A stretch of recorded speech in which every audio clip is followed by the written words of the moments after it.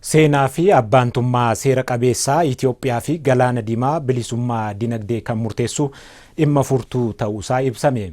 Mirataan Mallasa dabalatasaa akka taanutti qindeessiteetti.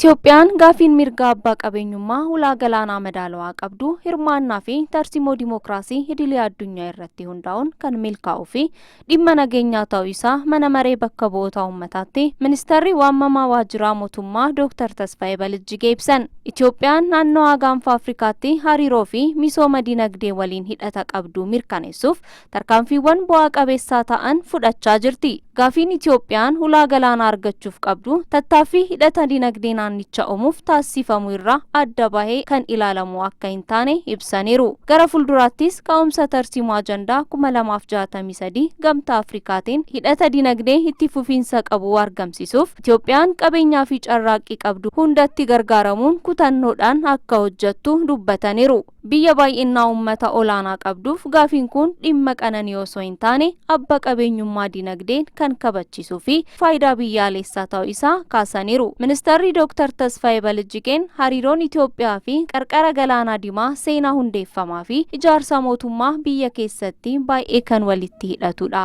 jedhaniiru. Biyya baay'inaa uummata olaanaa qabduuf gaafiin kun dhimma qananii osoo hin taane abba qabeenyummaa dinagdeen kan kabachiisuu fi faayidaa biyyaalessaa ta'uu isaa kaasaniiru.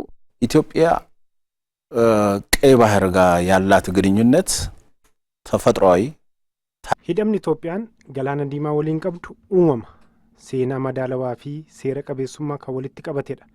Kanaafis gaafiin Itoophiyaan mirga abbaa qabeenyummaa ulaa galaanaa argachuuf qabdu hundee seenaa kan qabu ragaa uumamaa irratti kan hundaa'e akkasumas seera qabeessummaa fi loogii albaalessummaa kan walitti qabate dhimma jireenyaa kan ta'edha. Adeemsa seenaa keessatti Itoophiyaa galaana diimaa irraa fageessuuf cabinsa seenaa baay'ee nama gaddisiisudha. Har'as taanaan gaaffii abbaa qabeenyummaa ulaa galaana Itoophiyaa gufachiisuuf humnoonni alaa fi ergamtoonni keessaa karaa dogoggoraatiin deemaa jiraatanis seerota idil addunyaa fi qajeeltoo dippiloomaasii hordofuun kan milkaa'uu fi dhimma jireenyaan furuu ni danda'a. ስለዚህ ፍትሃዊና ህጋዊ ጥያቄ ነው ማለት ነው። ይሄንን ታሪካዊ በአንድ በኩል በሌላ በኩል ደግሞ ፍትሃዊና ህጋዊ የሆነውን ጥያቄ ዲፕሎማሲያዊ በሆነ መንገድ ማሳካት እንችላለን።